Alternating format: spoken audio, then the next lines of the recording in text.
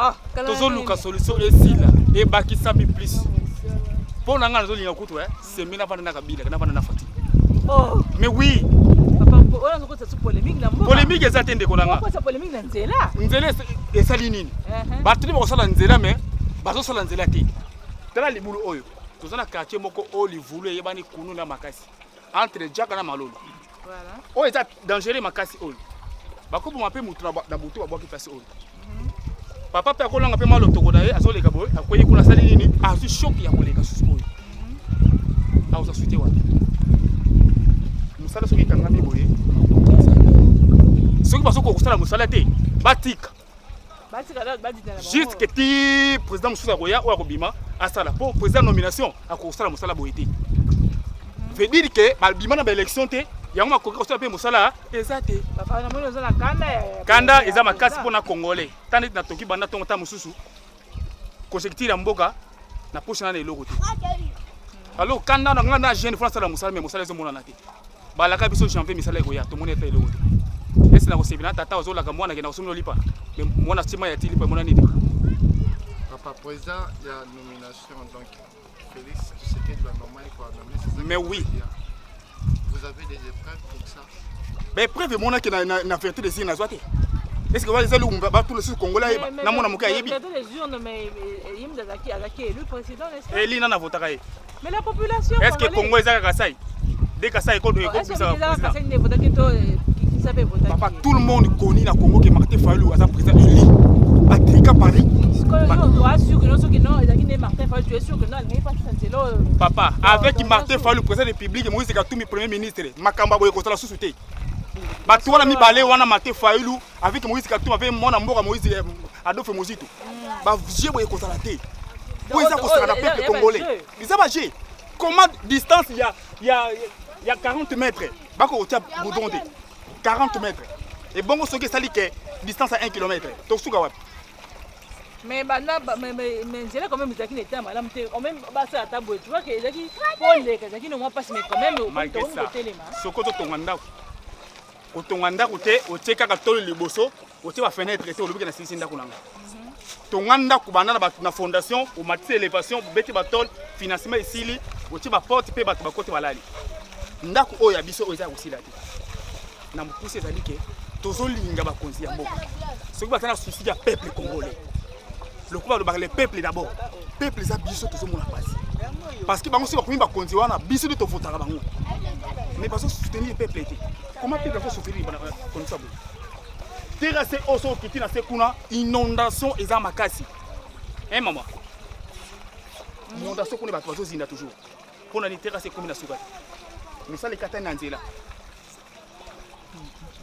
Télé Moussa les katana Nzela. Battu aux toujours.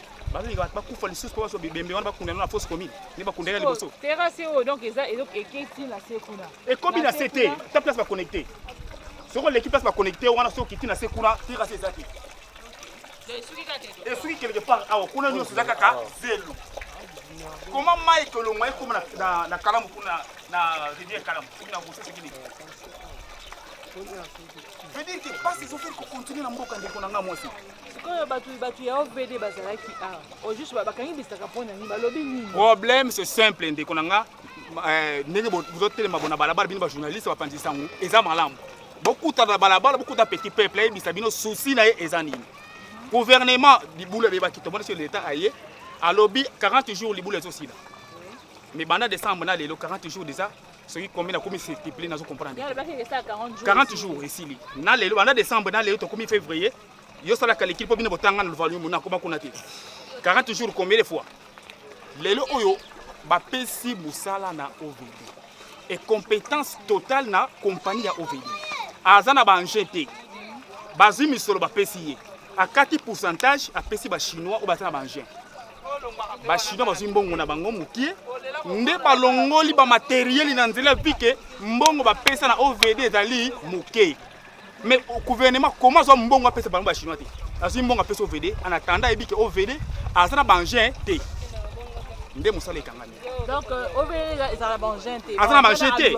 Alu ende ko louer ba compagnie ezala ba ngien po ba sala musala. Ya zanet commissionnaire. OVD eza entreprise ya Congo n'est-ce pas? Papa, maman na ngai merci pour la question. entreprise ya Congo eza na manger te Nestlé entreprise akina manger awa ezaki Safricas baboma yango nani na boma papa bakonzi ya mboka na bataxi baboma Safricas to koma le na OVD eza na manger te bazwi misolo bapesi ye azwi pourcentage apesi compagnie chinois batie manger moke mboka ekoki te mosala ekangami donc eza suite ya kokabola mbongo na OVD akaboli mbongo na compagnie chinois nde mbongo wana epesi ko moke mo esilisa nzela eza te donc entreprise chinoise est bénéficié non babénéficie mbongo moke parce que batie manger OVD moto abénéficie parce que asala eloko te compagnie bimisi matériel na batravailler basala mosala bazwi mbongo moke.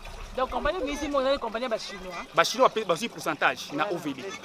OVD bimisi mbongo apesi ba chinois na pourcentage wana ba chinois batie manger nde bakundaki. Mais quantité mbongo mango bazwaki pona bango sali nini esili mwa continuer mosala ya nyongo ezaki.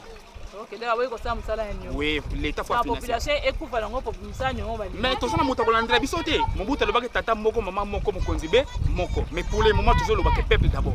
Biso peuple libonguna nzala na pasi. To vivre ndeli. Tala ba danger bo moni bon ndakisa yo moko mama ozawa bino bapanzisa ngoye na nzela. Tala mwana oyo atelema awa. Sitoka kwena libulu wana. Sore ko tala nayi.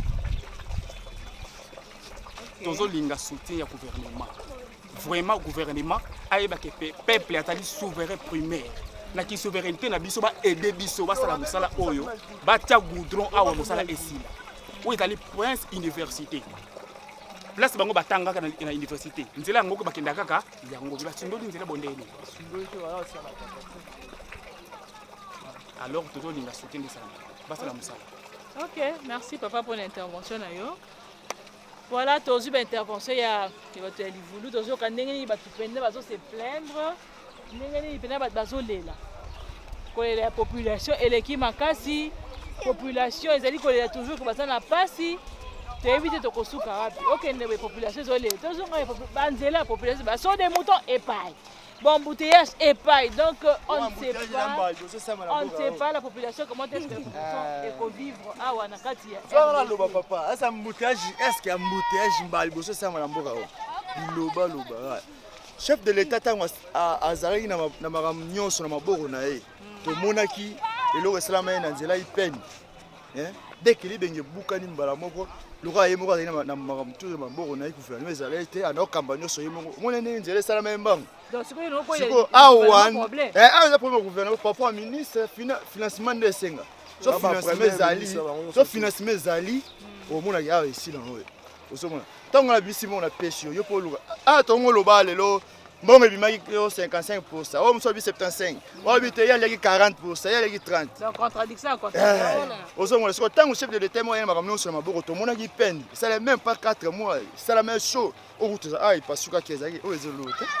Vous avez le côté qui est le gouvernement a en charge de la bande yango basi sont fait chapeau batu ba kemba nzela na sima boy so ke tala kuna na ma neti boy mituke kanga mi po nini mbule beti poto ba mbouteage na sima boy so basa toutes les façons que nzela aussi la poser le côté et c'est le côté le gouvernement a accusé nani nam da asko appelé na sia makamwa na gouvernement toka ki ministre a finance a mis simbongo budget a lobi a pesa ki soki so 56%.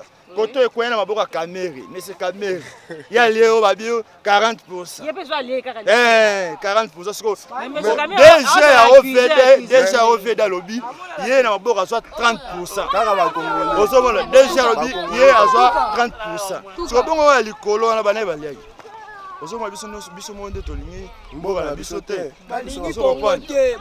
bino linga botondisa ba poche na bino za bien ba musuba souffra babilo abo c'est chez muke oyo comme fungisa na chef de l'état za mamba soni ozomona combien senga ponzi lo ici là mbongo ebima una kuteza muke papa anzela mala nzela yu nzela ipeni wala mais au moins la minute ne sala même chaud mais on yo le big chef de l'état na makambo azana ide na batini gouvernement de chef de l'état na makambo azana makambo te qu'est-ce na pont attends le au sommet bien sûr mais mutamtana na charge na ye ya makambo na ye il y a ça makambo na ye osala ministre osala oyo osala oyo so ministre a finance au centre ils ont la caille bien sûr on a lobati tant le chef de l'état na kwela ba ben voilà chef de l'état paye moi zo ba compromis no so bien Pour le lot soit téléméné déjà qu'habitué. Naza pour ça nzela on sera na pesi bino lem so mois nzela na fo ici là. Vous comprenez? Le lobby le balo va tout le balo. Ah l'autre. Embouteillage ezalaka déjà. Saute mouton. Et puis Kabila ba soyi ba bomé biso na mboka. Oyeba. Hein? Ba soyi ba bomi mboka na ba ndemo boye. Abandaka makambo asisa te. Et puis ninyo ba passerelle ici là. Moutalien mbonga ba passerelle soyebe. Et kendaka boye. C'est vrai Kabila to yebaki te muto apesa engagement ya mbona. Passerelle lelo na ba tchangwa ne sila te. Ba profiter à limiter de sila mais kene wa tchangwa. Ba liambongo sila sila te. Siko saute muto susu ba linga ba yena ba li wana ba nini. Ba simisa chef de l'état touche. Biso pe toza ba ngoli lisu wala lisu. Vous comprenez? Wa lisu wala lisu. Ce qui soit disant tozo yoka o kamera mutalien mbongo. Et ça gravité ba vi so vira yo na continent yo zongi sakaka mbongo bimi misale sili hein so le hôtel le saute muto ndenge ba critiquer chef de l'état et ça qui tourne on a bien été chef de l'état le on a umanga munete ya lo ba nini justice ndé ça musana oki ba nomination ba nani et auto salama sur dossier de Jésus bandaka da ba bi coup de zo ka utu et ninge banda déjà pour lelo ba jona ba prêter serment lelo dossier mutu nyonso balingi bana balingi moko na basansi moko pardon eza midi na kofinga na finga te balingi bana biso ligue moko ya Kabila ndenge anyokoli biso pendant 18 ans abapesi marché azwi acamouflé toyebaka toloba nini ke DG a OVD mutalien mbome déjà OVD bato azana innocent tendenge bango balobi balakisi ba preuve nyonso ye mbongo azo ya 30% na mbongo bapesaki ministre ya finance ça muke ministre ya finance abimisa mbongo babi à 75% sur 70%. Normalement il faut musala sila tango bosisi musala bayeba balakisi bino 30% na bimetirala si oye bapesa 30% potani na oyo azali na ngwana akatani on babilo wana biso moni ba Kongo tolingani te bango so ba nyamulenge so ba uta soki mboka nini bazonga so ba mboka na bango kuna biso to ngala kino na boto mina kino na kando ke ba pays mususu bo mona kitoko bani bande mo biso RDC surtout capitale salité solo ba fulu na bande mo oh nanyo so ki soit disant so ki comme nanyo gouverneur awel etalinga te awel ko salisa kini bopeto awel ko salisa kini bopeto ça na prêter na makamnyos so lelo yango lelo yango tala nzila e babisa misu tu plus ye parler mbongo baso liaka ba mbongo ba ndemo basimisa chef de l'état tous mais biso pe toza bango lisu lukola lisu oyo to tikila ba tete toza na bango Ok, merci beaucoup. Papa, Kolobani, en tant que jeune père quartier, on a parlé de la Kanda, et ça n'y est pas. On a bande quoi baza ba congolais. Mais quand biso ka moka ba congolais, ndé tozo bebi sambo. Parce que tant biso ba congolais, tozo na msa yo ko mse sombo. Tozo na ba mindelo be tozo na ba. Oke biso to baninga ba avancer mais biso c'est comme to gomi na temps de la fin. C'est temps de la fin c'est comme baninga na RDC mais bien té. Makambo boza bien té. Bino ba jeune ya quartier. Bato vede kuna bino bo kanga monter point que non bo misala. Balo ba sisi ba mbongo te ba kanga bonde. Ba pesi ba mbongo te ba kosala ndeni. Ba pesa ndambo etikala. Ango ba travailler to baza ka ba jeune na quartier. Baza ka ba jeune na quartier, ba lembi ba zu mbongo te. Na dollar est maintenant 17 000. Dollar papa mama dollar te libéré dollar biso. Toi la pose nzela mama, lelo to okende ça fait un mois on to okende solution moko te. Ah to da pose nzela ba zo biso nzela to ba notamment ba chinois ba tiki ba lobi mbongo esate. Ba kimi na bango ba kei ba tiki nzela ka bo juste. To vivre ka bona livulo pena. Toi la pose nzela zonga normal. Tala na ministre wa sa ici de l'université. Oya banda kapela asase lokwa na mbangu ya be komo panza na pe susu zela ko ekongo fo ekongo atete mapangu mais zela ngo e babongisa banga obete mabuli ko emani susu banda université tibo e bazeza za ko ezo be babaka yente bao baza wana po ba koma na tendance babeta ka RD tala nzela ngona tala nzela so balu olela ya to keno olela nzela tanga na kanda na fotaka fatia ba black te so yango pe na linga te mutu asa fati ba je ozomona wana ngeke na pamba te yosko neto comme to côté fati au moment te na zo côté le te nga na zo condamner ndi bato ba gérer na ozomona nga na condamner bato ba za tourner na ina bande mo que bato bazokoloba moni baza mabe, c'est ça. Bato oyo okondane Félix aza zoba. Oyo azokondane Félix aza zoba aza mayele te. Oyo bien ote bata FCC balingi mboka te na ye. Oyo ayebi te ke bata FCC balingi mboka te banani. Basala bekoka ça attaque yo congolais. Neti ndaku na yo moko lalaka. Est-ce olinga otinga on etanga. Osa ni no changer toli, obomisa ndaku na za pop. Mais sur bino ka ba congolais, bino mo susu, oboma ndaku na bino. Est-ce ça bien? Souvent moni mo to za ba congolais te bakanga bisaka ba kende koluka ba mbunga na bango place ba fanda. Ba sengi ba fanda. Ok, merci papa. Toza moko awa ya papa wa. Bonjour, qui papa. fut ton professeur. Voilà. Donc, chers internautes, là, je vous pense que c'est mon professeur. Donc, quand j'étais aux humanités, donc, on a laissé l'interview. Donc, ça a un plaisir. Bonjour, messieurs. Bonjour, ma fille à moi. Messieurs, donc. Et mademoiselle. Merci, bonjour. Papa, donc, nous enseignons, nous avons collège d'esprit. Donc, bisika na zalaki, na moni papa, par rapport à Nzela. Au début que nous avons des années, Nzela est toujours bien, mais nous avons dit que non, Nzela est comme un problème. Pour la bénédiction, en tant qu'enseignant, en tant que motopère. D'entrer dans le jeu, je vous dirais d'abord merci de cet effort combien louable que vous ne cessez d'apporter dans notre contrée ici. Regardez toute une entreprise comme ça, RLTV, pilotée par vous-même ici présent, des techniciens et techniciennes, pour venir vous enquérir de cette situation qui a trop duré de notre contrée. Nous avons parlé de cette route de l'université en sa partie qui concerne vers l'Unikin, campus de l'université de Kinshasa. Il est vrai, mais ces problèmes, nous pouvons l'aborder de plusieurs manières. En tant qu'intellectuel, je l'aborderai au niveau d'abord de la faisabilité des choses. Nous avons suivi beaucoup de chaînes, beaucoup d'intervenants. Ils ont dit de ce qu'ils pouvaient dire concernant les 100 jours du chef de l'État, concernant des travaux de réhabilitation. Il y en a plusieurs dans tous les secteurs. Et de ce que nous avons entendu chez ces intervenants-là, il paraîtrait qu'il y aurait encore une somme qui resterait pour pouvoir terminer tous les travaux qui étaient déjà commencés. Qu'en est-il au juste? Nous ne sommes pas de la boîte pour connaître réellement ce qui se passe. Mais à notre niveau, en tant que commerce de mortels, nous ne pouvons que dire que ça trop dirait cette histoire. Et les entreprises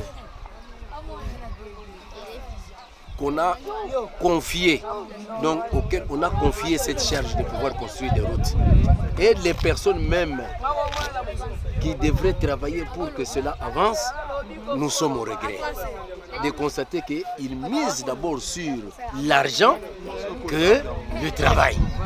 Il y a un problème sérieux chez les Congolais, même les entreprises qui viennent pour travailler en RDC. Mais on dit qu'un ventre affamé n'a point d'oreille. Exact.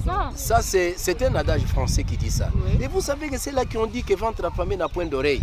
Eux-mêmes là ont toujours aussi dit que ventre plein n'a point de pitié. Oui. Vous voyez ça? Oui. Allez, si nous pouvons maintenant assembler tout cela et commencer à entrevoir des conséquences ou des solutions pouvant nous aider d'aller de l'avant, nous ne pouvons pas nous pencher sur cela. Ça, c'est dérisoire. Regardons ce que nous devons regarder, faisons ce que nous devons faire et allons de l'avant pour mener à bon port notre cher et beau pays. Et c'est ce que je peux dire. Tous ces gens ici, ce sont des prédateurs. Ils ne veulent pas aider les chefs de l'État dans la mission qu'il leur a confiée. Ils ne veulent pas travailler. Les grands qui ne veulent pas travailler? Les gens, vous voyez, c'est un problème de conscience. Un problème de conscience. Qui ne veulent pas travailler, c'est l'office de quoi on a l'OVD. Comment voulez-vous? Le chinois ou le gouvernement qui chinois, OVD, office de route. Est-ce que l'office de route a des engins? Ils cherchent à avoir des marchés. Est-ce qu'ils ont des engins pouvant leur permettre d'évoluer dans leur travail? Ils n'ont pas d'engins. Même s'ils ont des marchés, ils vont chercher qui a des engins, quelle entreprise a des engins pour s'associer et travailler. Et c'est la chose qui est faite. Ils sont comme ça, ne sachant qu'ils n'ont rien, mais ils cherchent à s'accaparer des marchés. Mais vous n'avez pas d'engin. Vous voulez vous accaparer des marchés. C'est ce qui pose problème, voilà. Parce qu'ils n'ont pas d'engin. À leur niveau aussi, au niveau aussi des travailleurs, vous recevez des fonds alloués pour le travail, mais vous ne terminez pas ce travail. Vous allez dilapider les sous. Ça s'appelle gabegie financière. Ça veut dire quoi? Expliquez-nous un peu. Gabegie financière. Des dépenses inutiles incongrues Ok. qui ne cadrent pas avec la réalité. Vous voyez ça? Et si on peut leur demander, Dieu merci, parce que le chef de l'État lui-même a dit qu'à son retour d'Addis Abeba, il y aura la descente sur terrain. Ça c'est de 1. De 2, il faut qu'il y ait un audit dans ces entreprises-là qui ont touché des fonds pour réaliser ces travaux. Et quand il y aura cet audit-là, nous saurons quoi faire. On saura où jeter la dent, où jeter la presse. Voilà un peu. Ça, c'est déjà une piste de solution. Et concernant eux, que ceux-là qui doivent être arrêtés, qu'ils soient arrêtés. Que ceux-là qui doivent être emprisonnés, qu'ils soient emprisonnés. Vous pensez qu'il y a des gens qui doivent être arrêtés? Il y en a. Nous sommes ici, nous sommes de la contrée. Malolo, Livoulou et Campus. Nous sommes là, nous voyons, nous constatons impuissants parce que nous ne sommes pas de la boîte. Mais nous ne sommes que des consommateurs. Vous constatez qu'il y a des fraudes partout, des fraudes que je qualifie d'orchestrées, un vol organisé. Il y a un vol organisé. Il y a un vol organisé. À tous les niveaux. À tous les niveaux. À tous les niveaux. Parce que je vois, tantôt, on avait donné à ceci, c'était confié à cela, c'était à la présidence, à l'époque de... C'était tout ça, nous comprenons. Mais si vous entrez en profondeur, vous trouverez qu'il y a un vol organisé et un détournement réalité. Ok, merci beaucoup. Ok, merci. On a bien suivi l'intervention. Vous comprenez que nous sommes tout près d'une école catholique, donc on a aussi des enseignants. Bonjour messieurs. Oui, merci beaucoup. Oui, je suis enseignant, mais pour le moment, je suis en repos pour laps de temps. Mais je vais remplir mon devoir en tant qu'enseignant. Donc, sans tourne le mal. L'RDC, c'est un pays riche. Nous sommes très riches. On a tout. On a tout. On a l'argent, mais c'est malheureux. Mais un petit travail qui demande de travailler pour laps de temps, pour cette rupture qui réunit l'université. Nous avons une seule université ici à Kinshasa, l'Uniking. Mais comment les gens n'arrivent pas à terminer ce travail pour qu'il y ait la liaison entre de l'autre côté de rond-point Ngaba jusqu'à l'université? Et les gens souffrent. Quand vous arrivez vers Limo Santo, mais passez, vous allez filmer les voitures, comment les voitures sont flouées, des motos, des gens. Et ils s'engagent même dans des histoires là qui n'est pas utile. Au lieu de travailler, ils perdent le temps inutilement. Ce travail a eu beaucoup de temps, mais pourquoi jusqu'à présent? On peut filmer d'abord ça. Ça c'est quoi? Ça c'est quoi? Ça c'est quoi ici? Ça c'est quoi? C'est quoi ça? Et l'environnement, les gens font l'environnement. Ces sachets, ils ont dit ça. Ils ont parlé des sachets, mais vous voyez plein de sachets. Mais ça ne va pas. Et puis des érosions qui continuent. Ici on a fermé. Mais de l'autre côté, ça donne encore l'impression. Hein? Donc il faut travailler, on travaille, que ça puisse terminer définitivement. Nous n'avons pas besoin que ça continue cette érosion. Puisque à la longue, ça va créer, cette fois c'était une petite. Mais à la longue, nous aurons beaucoup de résultats et de maisons qui vont s'écrouler.